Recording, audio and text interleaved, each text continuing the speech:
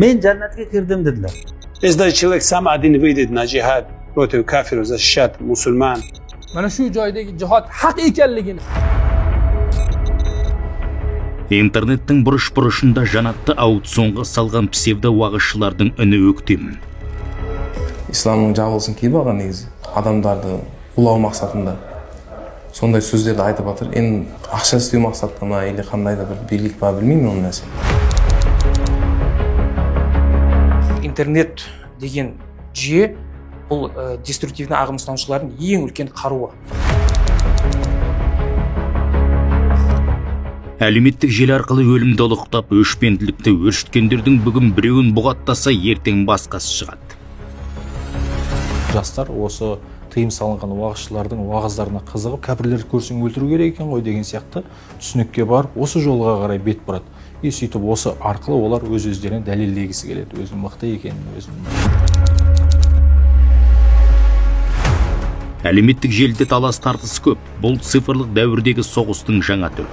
Қоғамдық пікірді манипуляциялау, оқиғаның бағытын бұру, өз дегеніне көндіру, сол арқылы мақсаттарына жету белгілі бір күштің бүгінгі айламалы. Бұндай тактиканы деструктивті діни ағымдар да ұтымды пайдалануда. Көп жағдайда сценарий сырттан сызылады. Сондықтан бұл соғыстың қашан басталып, қашан аяқталатыны, бастысы ол науқан кімдерге арналған дөп басып айту қиын.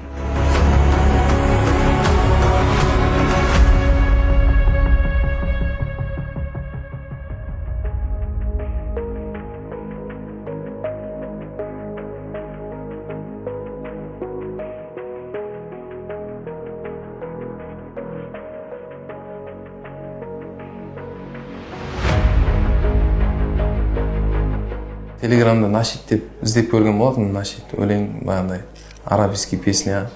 Соның ішінде қалай да білмей, бірінің артынан бірі кіріп, бағандай. Есімде емес бұлай айтқанда, бірақ кіріп, соның ішінде тыңдаған болатын. Ішінде бағандай өзбекше нелер болатын, нашидтер, арабша нелер болатын. Ол әйтеуір ортасында бағандай сөздерінде бір-екеу бағандай соғыс туралы сөздер болатын. Оған мән бермейтін. Сөйтіп, осы кезге деп сараптаманы, мысалы, осы негімде сараптама оқыған кезде түсініп жеттім. Санжар Ирисматов, Шымкент қаласының тумасы. Әлеуметтік желіде терроризмді насихаттап сот үкімімен 7 жылға сотталды. Әртүрлі діни өлеңдер бар, мысалы араб тіліндегі нашидтер дейді ғой, мысалы. Сол нашидтердің өзін жаңағыдай алға тартып бір жаңағы парақшаларыңызға орналастырып қоюдың қажеті жоқ. Неге өйткені мысалы оның мағынасын сіз түсінбейсіз, арабша білмейсіз. Егер де оның ішінде бір экстремистік мағына болатын болса, жаңағы тұрыңдар, жүріңдер деген сияқты соғысайық деген. Егер ондай болатын болса, ол Қазақстанда мысалы уголовный бап бар ғой, мысалы сотталып кетеді. Сол себептен оны ескертіп жүрміз, бірақ көпсі біле қоймайды әлі.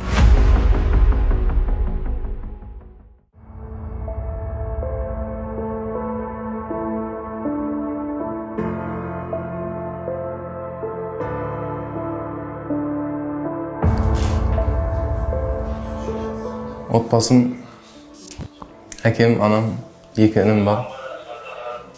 Мен негізінде 9 класында бітірген соң медресеге түскен болатын. Қариялық медресесіне. Ол медреседен бағандай діни сауат бермейді, тек Құран жаттау болатын. Сол жақта Құран жаттап жүріп, жартылай бітірді қариялықты. Сөйтіп, отбасылық қаражат жетпеген соң бағандай Кореяға кетуді мақсат біліп, сол жаққа кеттік.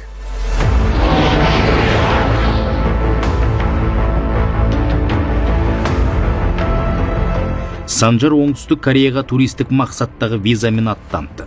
Құжаттың мерзімі аяқталғанда елге оралмайды. Таңғы шық елінде көп қаржы табам деген оймен құрылыстағы қара жұмысты жағалайды. Кореяда бір отбасыға деген сағыныш, бірінші қиыншылық сол негізінде. Мысалы, жұмыстарды қате орындап қоятын болса, қалайдар бір ашумен ызаланып сөйлейтін болатын. Сол кездерде адам бәрібір жүрегіне жақын алады. Бағана жерде. Ояқта әртүрлі адамдар бар. Мысалы, адамдар тек ақша ұрлау, ақша жеу мақсатында мысалы әртүрлі нелерге барады, мысалы алдайды, мысалы басқа қылады. Сондай нелер бар, мысалы біреудің ақысын жеп кетеді, мысалы жұмысқа шығарады, мысалы қиналып жұмыс істейді, мысалы жарты ақшасын мен сені жұмысқа шығардым деп тұрып тартып алып қояды мысалы. Бөтен жерде тіл білмей тығырыққа тірелген жерлесіміз ортасына кектеліп, кеудесінде өксік кептеліп ашудың тұтқынына түседі. Іштегі қорғасын ауыр ойдан арылу үшін рухани тіректі интернеттегі діни контенттен іздейді. Телеграм мессенджерінен араб, өзбек тілінде нашидтерді тауып парақшасына жүктейді. Өлең болатын, білмеймін енді. Адам бір естейсіз мысалы, әртүрлі музыкалар естейсіз мысалы, адам жүрекке жақын болады мысалы. Мағынадан түсінбейсің, дін жолында құрбан ету деген мақсатпен айтылған сөздер деп тұрып, экстремизм насихаттау белгілері бар, сондай неме шығарып берді. Сөйтіп барып сараптаманы оқыған кезде бағанай қате екенін түсініп жеттім.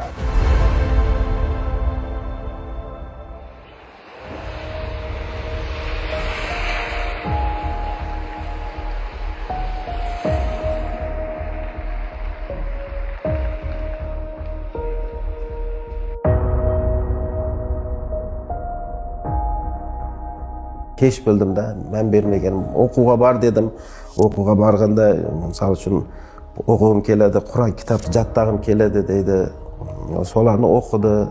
Енді перевод жағынан нөл бүкіл, илім жоқ. Қолдан келгенше мен өзім білген нәрсені үйреттім баламға. Намаз оқы, ұрлық жасама, тоғры жүр, тоғры сөйле. Сол сияқты барлық нәрсені осы мешітте келіп, имамдардан естігенім, уағыздан тыңдап абарғаным, например. Мен ол сияқты не дейді ана террорист деп атсы, ондай нелерге қатысымызам жоқ, мүлдем мына әңгімеден кейін естіп атым терроризм деген. Экстремизм мен радикализмге итермелейтін факторлар. Біріншіден, адамның психологиялық жағдайы. Яғни жеке тұлғаның ой өрісі, отбасы, ортасы. Көп жағдайда өмірден орнын таппағандар, тағдыр тауқыметін тартқандар, күйзеліске түскендер не қылмыс жасап, ар азабы қысқандар діннен жұбаныш іздейді. Бірақ мешіттегі имамның алдына бармайды, ой санасын шектейтін псевдо-шейхтарды қанағат тұтады. Осы бағытқа берілудің басты себептерінің біреуі самореализация дейді. Өз-өзін дәлелдеткізу басқа адамдарға. Адам өзін қоғамда қалыптастырамады, белгілі бір салада. Сөйтіп бар ол дінді іздене бастайды. Діннің жұбатушылық қасиеті бар, білесіз, қызметі бар. Және осы дін арқылы ол жұбатылады, ол адам. Жұбатылғаннан кейін бұл уже дәстүрлі бір формамен емес, мынандай деструктивті формасымен үйренеді да дінді. Бұл деген осындай екен ғой, дін деген бейбітшілік емес, дін деген кәпірлерді көрсең өлтіру керек екен ғой деген сияқты түсінікке барып, осы жолға қарай бет бұрады.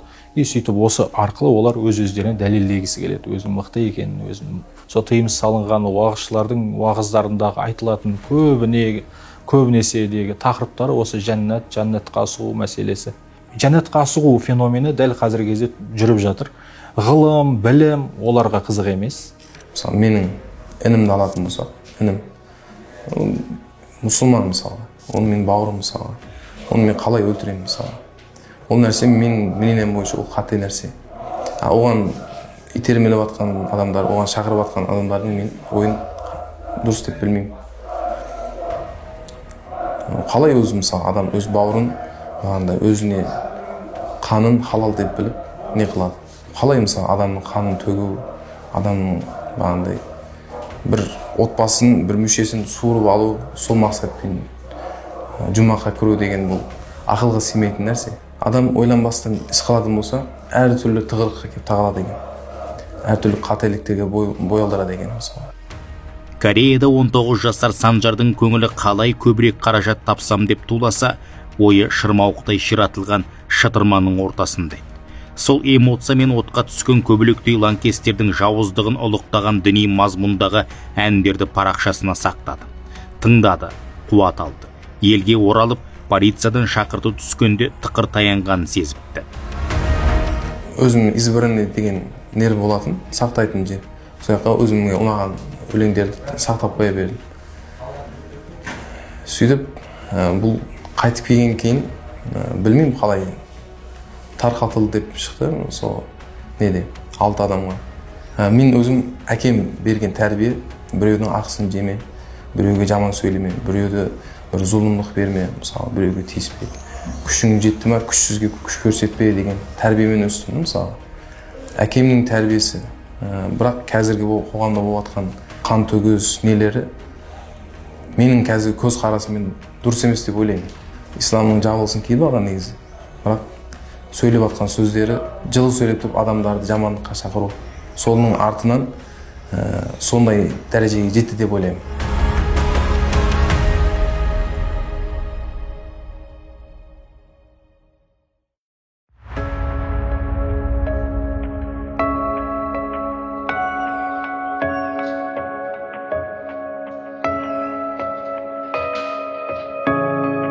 Келіп атқанды уже көріп жаңағыны жаным ашып кетеді, құшақтап жылаймын да, например.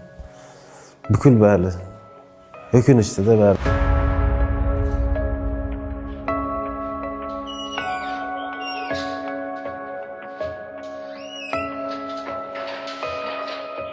Әлі күнге дейін бұл сол баламда қарап не қылмағанын мән бермегенімге өкініштімін да. Өсе ауыр жағдай. Сол күнге дейін қиыншылық көріп жатырмыз, например, өзіңізді біліп тұрсыз. Бір тамағын абарын, например, өзі болмайды да. Күтеміз, сағынамыз. Сол жылаймыз үйге кіріп, көрдіңіз ғой, баламыз ойындап шашымыз ағарып кетті. Мен 45-46-ға келдік. Мамамы, папамы, ұрықтары вообще келген жоқ. Келуге де батылы келмеді, сөзін шын. Өзім қарындасым, ағам болды. Көні көрсе де қорқатын сияқты. Жаңа терроризм деген өте ауыр тиеді адамға. Статьясы, басқасы. Сол сияқты. Бізге өкініштісі осы. Білімсіз адам, яғни надан болады, ештеңені білмейді мысалы. Не дұрыс, не бұрыс екенін білмейді. Оған жол көрсететін адам болмаса, ол әлбетте адасады. Мен басымнан өткен нәрсе сол, маған жол көрсететін адам болмады. Мен Корея мемлекетінде болған кезімде сол мен жанымда тұрып, әкем сияқты адам мына дұрыс, мына бұрыс деп айтатын адам болмады. Сол үшін мен бағандай қателікке кіріп қойдым. Оны мойындаймын. Енді жастарға айтатын, әрқашанда үлкендерден, өзінен білімі үстем адамдардан ақыл сұрау керек. Әрбір жасап жатқан әрекетте ойлану керек. Сот процесі кезінде Санжар жарияланған 6 материалға сараптама жасалды. 6-ы да діни алауыздықты қоздырып жазықсыз жандардың қанын төгуге шақыратыны расталды. Нәтижесінде Сайрам тұрғын алабының тұрғыны қапасқа 7 жылға қамалды.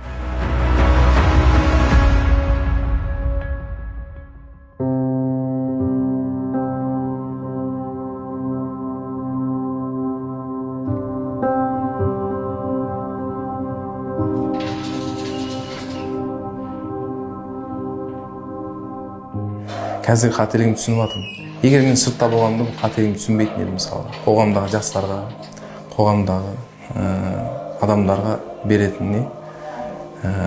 Ойланып істеу керек екен. Ойланып, ақылдасып, ақылды адамдармен, білімді адамдармен. Осы іс дұрыс па, бұрыс па деген сияқты. Ата-аналарға айтатыным, балаларды бақылау керек, телефон тінту керек. Лишний нәрсе естпеңдер деймін.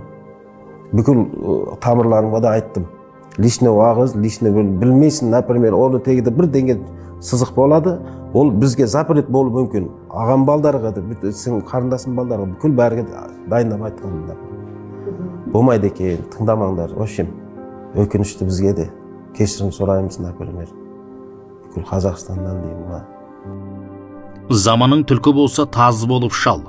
Деструктивті діни ағымдардың ұраны бұл. Олар цифрлық алаңдағы кез келген жаңа тактиканы қағып алып, адам арбау стратегияларына қосады. Бұл интернет деген жүйе, бұл деструктивті ағым ұстанушылардың ең үлкен қаруы. Диалогияда ең үлкен қаруы, және де осы үлкен қару арқылы біздің еліміз болсын, бүкіл әлемдегі азаматтар мен азаматшалардың барлығын осы қару арқылы өздеріне тартып жатыр. Бұл да тартудағы жолдар өте көп. Біріншісі жалған уәде, тұлғалық дағдарысқа ұшыраған азаматтарды өздеріне байлап жатыр. Діни білімі жоқ азаматтарымыз осы жалған уәдеге сеніп, дұрыс емес идеологияның артынан кетіп қалып жатқандар көп. бұның алдын алу мақсатында не істеу керекпіз? Ең әуелі біздер дұрыс діни бағыттағы контенттерді өте көбейту керек. Санжар қосақ арасында қоса кетіп, шыжықтай шыжғырылып қалған көптің бірі. Дүние танымында діни негіз болмағандықтан адасты. Қазір жазасын Шымкент қаласындағы колонияда өтеп жатыр. Шын мәнінде әлеуметтік желіде бір аудио материалды бөлісіп-ақ сотталып кету мүмкін екенін бүгінде көп адам біле бермейді. Бірақ білмедім деу жауапкершіліктен құтқармасы анық. Сондықтан Санжардың тағдыры әрбір адам үшін алды артыңды бағамдап әрекет қылудың маңызын ұқтырған ауыр ескерту.